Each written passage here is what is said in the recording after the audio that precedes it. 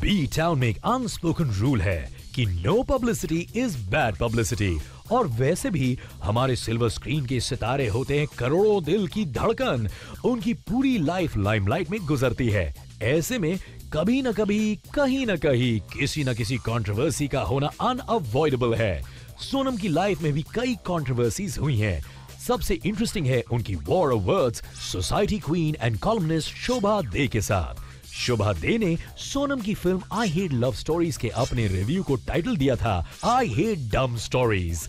शोभा दे का मानना था कि the chief villain behind this pointless and unimaginative film, Puneet Malhotra, should be spanked in public. She didn't spare Sonam either. She said, as for Sonam, the lassie lacks oomph, even if she does have a great smile and can act. जवाब में सोनम ने अपने social networking site पर पुनीत के एक statement को फिर से रिपीट कर दिया। The statement was, guys, please don't take Shobha De seriously. She's a fossil who's getting no action and going through menopause. उसके बाद अभय देओल इस बात से नाराज हुए थे कि आयशा में सोनम के वार्डरोब का कॉस्ट उनकी फीस से ज्यादा था।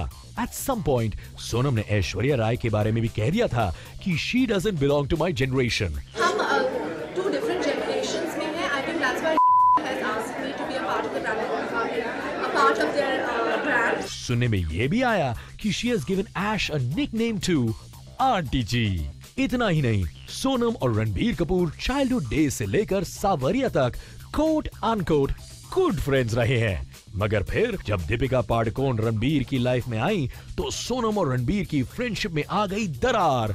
नतीजा ये है कि सोनम और दीपिका आज भी एक दूसरे के साथ स्क्रीन स्पेस शेयर करने को बिल्कुल तैयार नहीं है। पर अभी हाल ही में सुनने में आया कि Sonam through too many tantrums on the sets of Mosam, well, a pampered child is often spoiled a bit. So take it or leave it. पर इम्पोर्टेंट बात यही है कि इन सारी कंट्रोवर्सीज की वजह से सोनम रही है in the news and in the limelight.